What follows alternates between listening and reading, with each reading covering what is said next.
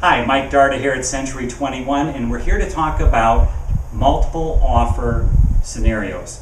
And we're in a house here today in Northwest Cape Coral. This is a bank foreclosure. We represented the buyer. We got their offer accepted out of 5 contracts total that were presented on this property.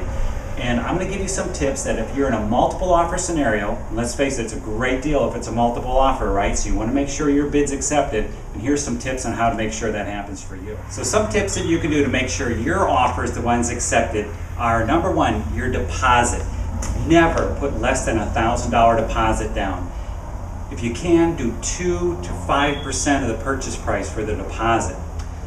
Also, too, your time period for closing. You might think putting a week closing down is a good thing, but a bank can't close the deal in a week, so you're automatically going to kill your deal. Put at least a normal 30-day closing, because the bank's got to do their title work. If there's HOAs involved, they got to do research on that. It's going to take 3 to 4 weeks to close a deal. Just put a 30-day closing. Never leave the closing date blank. Don't let your agent or the bank pick the date. It's going to make your offer less solid than the other ones. Price, that's an easy one. Most of our multiple offer scenarios, especially on bank foreclosures, are selling for 15% more than what the property is listed for. So consider that in your offer. Inspections are a deal killer. If you put an inspection clause in your contract, that's an automatic out. The bank knows that. So the best way you can make sure your offer is the ones accepted, do your due diligence before you write your offer, and that way your offer will be a clean deal. If you can pay cash, great. That's going to put your offer way atop the other offers. If you're getting the money from a profit sharing plan or a home equity line of credit, have all those details worked out ahead of time so that there's no contingencies on the contract.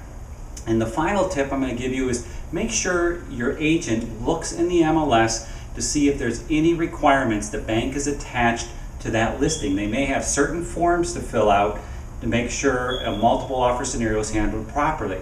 If your contract has that form, it won't automatically be discounted by the listing agent and put aside. Yours will be put in the pool, probably on the top of the list. Also, to make sure that you fill out all those forms the bank has in detail. Proof of funds, make sure you show them that you do have the money sitting in your bank. So if you want some more tips on how to make sure your offer's on top of the list on the multiple offer scenario, give me a call. We'll show you how we did it for this buyer and how we can help do it for you.